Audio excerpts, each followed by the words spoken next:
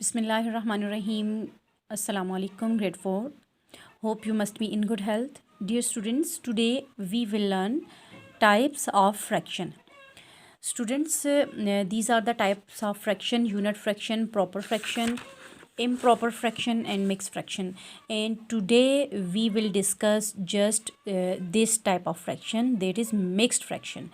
What is mixed fraction? A mixed fraction is made up of a whole number and a proper fraction. Mixed fraction जो है वो हमारे पास बनती है whole number से और प्रॉपर फ्रैक्शन से. स्टूडेंट्स, आज हम मिक्स्ड फ्रैक्शन और इससे रिलेटेड एक्सरसाइज के क्वेश्चन करेंगे और हम यूनिट फ्रैक्शन, प्रॉपर और इम्प्रॉपर फ्रैक्शन हम जो है इंशाल्लाह नेक्स्ट हम डिस्कस करेंगे. स्टूडेंट्स, अब हम बात कर रहे हैं मिक्स्ड फ्रैक्शन पे. और ये जो मिक्स्ड फ्रैक्शन है हमारे पास, ये हम जो है शेप्स की हेल्प से हम जो है इसको आज देखेंगे और नेक्स्ट जो है फिर हम नंबर्स में सॉल्व करेंगे. स्टूडेंट्स, शेप्स में देखें, ये हमारे पास एक राउंड शेप है और इसको डिवाइड किया गया है 4 पार्ट्स में. ठीक है, और इसको ये भी इसी तरह से राउंड शेप है, 4 पार्ट्स में डिवाइडेड है. ये भी एक राउंड शेप है और 4 पार्ट्स में डिवाइड. अब इसमें डिफरेंस क्या है देखें. ये जो है 4 पार्ट्स जो हैं इस शेप के, ये सारे के सारे क्या हैं, शेडेड हैं. ठीक है, ये भी सारे के सारे शेडेड हैं, ये भी सारे के सारे शेडेड हैं. अब जो शेडेड पोर्शन है इसका, ये चारों पार्ट्स शेड है ना, तो मीन इसको हम वन होल बोलेंगे. होल का मतलब आपको पता है ना, पूरा ये सारा, तो इसको हम वन होल कह देंगे. इसी तरह से ये भी एक वन होल हो जाएगा. ठीक है, इसको आप देखें स्टूडेंट्स, हम किसी शेप को देख के किस तरह से उसकी फ्रैक्शन लिखते हैं.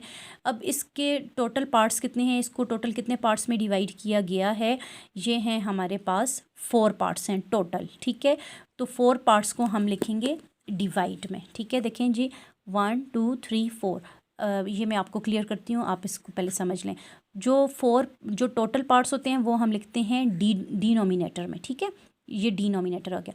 और अब जो शेडेड इसका पार्ट्स होंगे, शेडेड पोर्शन या शेडेड पार्ट्स जो होंगे वो हम लिखेंगे नोमिनेटर में. ठीक है, ये आ गया इसका नोमिनेटर, ये आ गया डिनोमिनेटर. ठीक है, अब 2/4 है ना, तो हम 2 के टेबल में 4 आते हैं, इसको हम सिंप्लीफाई कर सकते हैं. 2 1 ज़ार 2, 2 2 ज़ार 4, तो ये 1/2 ये लिखा हुआ है. ठीक है, ये जो 1/2 है इस तरह से इसको सिंप्लीफाई करके लिखा हुआ है. ठीक है, 1 होल प्लस 1 होल कितने होल कितने हो गए, 2. तो ये हमने लिखा 2 होल और ये 1/2, ये जो हाफ आ गया ना, तो ये इसके साथ हमने लिख लिया. ठीक है स्टूडेंट्स, ये होती है हमारे पास मिक्स फ्रैक्शन. इसको हम कहते हैं, यानी कि इसको हम किस तरह से रीड आउट करते हैं. ये वाला जो 2 है इसको हम पढ़ेंगे 2 होल 1/2. ठीक है, इसी तरह से यहाँ पर ये एक हमारे पास लिखी हुई, इसको हम पढ़ेंगे 2 होल 1/3. इसी तरह अगर मैं यहाँ पर लिखूँ 5 होल 2/3, या मैं लिखूँ 1 होल 3/4 या 4 होल 5/6, ये इस तरह से. ठीक है, यानी होल पार्ट और इसका फ्रैक्शन पार्ट होता है हमारे पास ना. फ्रैक्शन पार्ट ये मतलब प्रॉपर फ्रैक्शन. ठीक है, प्रॉपर फ्रैक्शन होनी चाहिए उसमें हमारे पास. होल प्लस प्रॉपर फ्रैक्शन मिलके हमारे पास क्या बनाता है, मिक्स्ड फ्रैक्शन. ठीक है स्टूडेंट्स, तो इस तरह से ये शेप्स से हमने लिखा. अब इसी तरह एग्जांपल 2 देखें, हमारे पास है 2 होल 1/3. अब 2 होल्स मीन के 2 जो हैं वो पूरे पूरे होंगे. अब ये देखें, 1 होल ये हो गया, 1 होल ये हो गया, 1 + 1 2, 2 होल ये आ गया. अब इसको आप देखें, टोटल पार्ट्स इसके कितने हैं, हमारे पास 3 हैं, जो कि हम लिखेंगे डिनोमिनेटर में. ठीक है, 1 होल + 1 होल 2, तो ये 2 होल यहाँ लिखा. अब ये जो हमारे पास टोटल इसके पार्ट्स हैं 3, वो हमने लिखे डिनोमिनेटर में, और शेडेड पार्ट है 1, वो हमने लिखा नोमिनेटर में. तो इस तरह से हमारे पास ये मिक्स फ्रैक्शन बन गई 2 होल 1/3. ठीक है, अब स्टूडेंट्स, हम इसको किस तरह से भी इस तरह से भी हम इसको जो है सॉल्व कर सकते हैं. जी स्टूडेंट्स, इस तरह से हम इसको कैसे लिख रहे हैं, ये हमने लिखा 2 होल 1/3, ये वाला आ गया.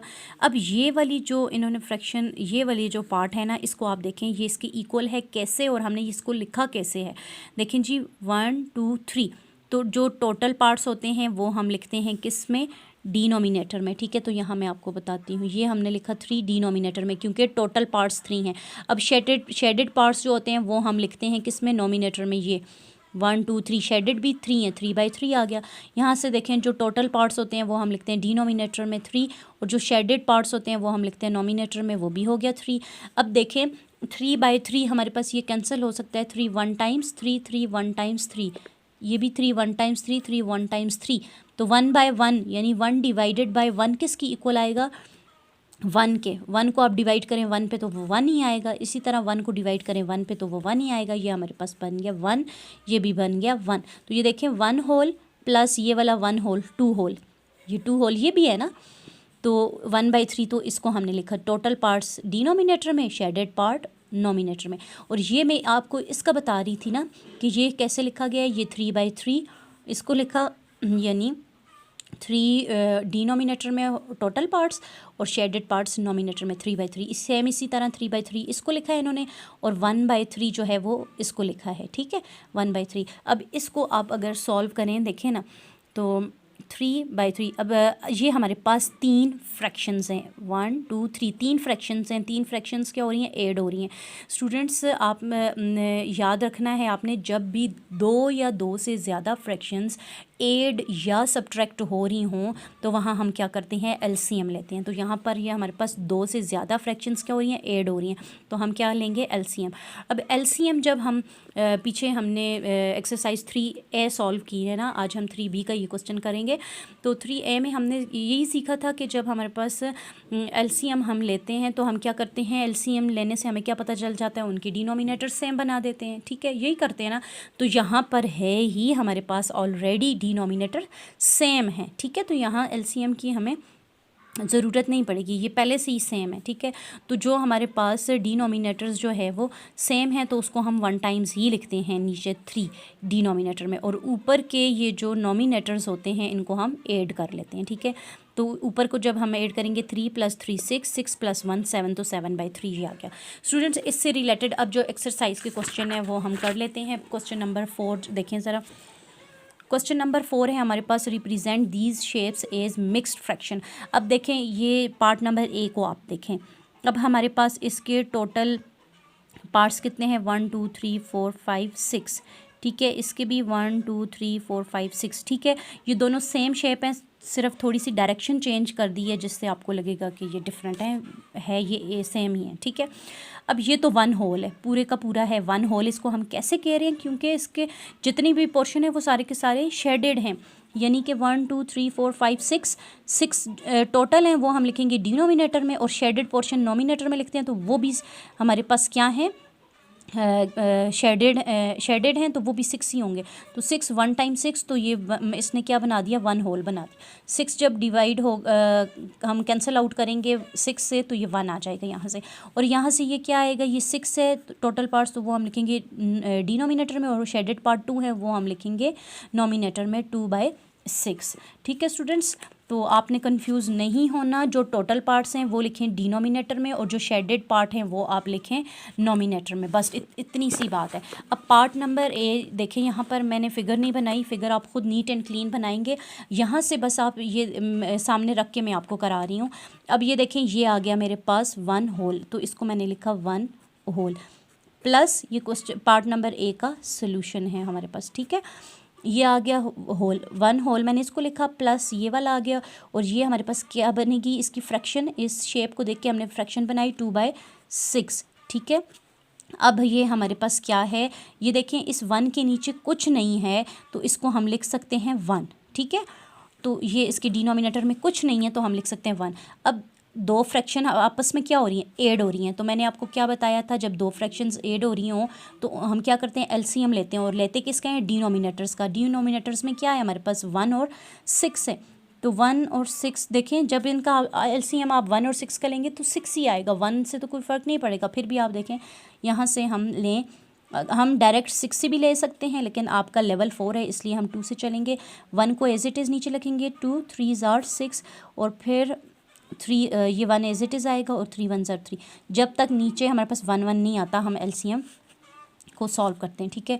अब देखें यहाँ हमारे पास क्या आया, फिर क्या करते हैं, इन फैक्टर्स को मल्टीप्लाई कर लेते होते हैं ना हम, 2 3 are 6, एलसीएम क्या आया, 6 आया। मीन हमने डिनोमिनेटर में क्या बनाना है, 6, इसके डिनोमिनेटर में हमें 6 बनाना है। तो वो हम कैसे 6 बनाएंगे इसके डिनोमिनेटर में, तो हम 3A में भी हम करके आए हैं कि किस तरह से जो है हम 6 बनाएंगे इसकी डिनोमिनेटर में, यानी 6 को मैं यहाँ 1 से मल्टीप्लाई करूँ तो 6 बन जाएगा ना, लेकिन मुझे डिनोमिनेटर में अगर जो काम करना है मस्ट वो नोमिनेटर में भी करना होगा। इसलिए मैं इस 1/1 को 6 से मल्टीप्लाई करूँगी, ऊपर भी और नीचे भी। ये मैथ का रूल होता है, जो काम आपने डिनोमिनेटर में किया है मस्ट वो नोमिनेटर में भी करना है। और 2/6 को तो चेंज करने की ज़रूरत नहीं है, उसकी डिनोमिनेटर में ऑलरेडी 6 है हमारे पास। अब देखिए 1 6 6, यहाँ से आ गया अपॉन 6 ये आ गया, प्लस 2/6 ये आ गया। अब डिनोमिनेटर दोनों के सेम हो गए, इसको डिनोमिनेटर को हम 1 टाइम ही लिखेंगे 6, और यहाँ से हो जाएगा 6 + 2, तो 6 + 2 हो गया 8/6। ठीक है स्टूडेंट्स, अब ये जो 8/6 आया, ये कैसी फ्रैक्शन है हमारे पास, अब मैं आपको बताऊंगी। देखें हमारे पास जो है फ्रैक्शन की टाइप्स है ना, तो ये हमारे पास इम्प्रॉपर फ्रैक्शन है। देखें fractions such as 4/4, 5/4 and 8/3 also have a special name.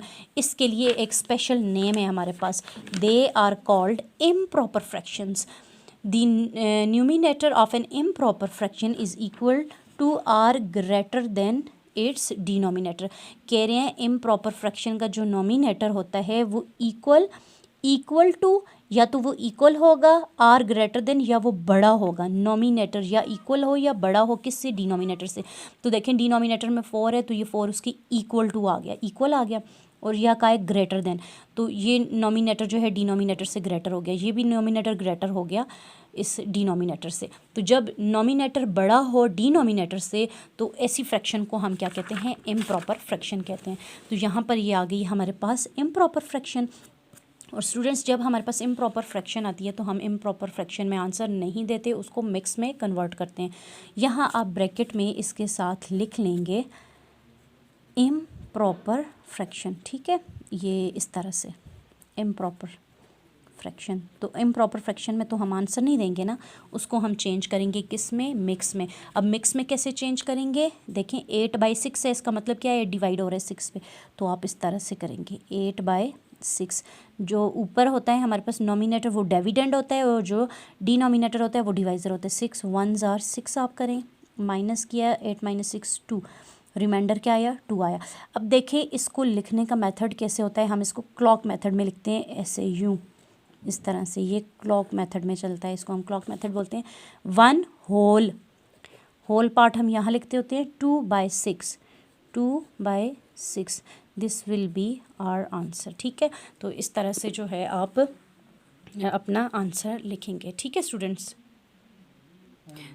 अब हम इसका पार्ट नंबर बी सॉल्व करेंगे। पार्ट नंबर बी में है हमारे पास, ये देखें ये जो इसके टोटल पार्ट्स हैं वो हैं हमारे पास 4, तो इसको हम लिखेंगे 1/4। ठीक है, और 1 मैंने नोमिनेटर में लिखा क्योंकि 1 पार्ट इसका शेडेड है।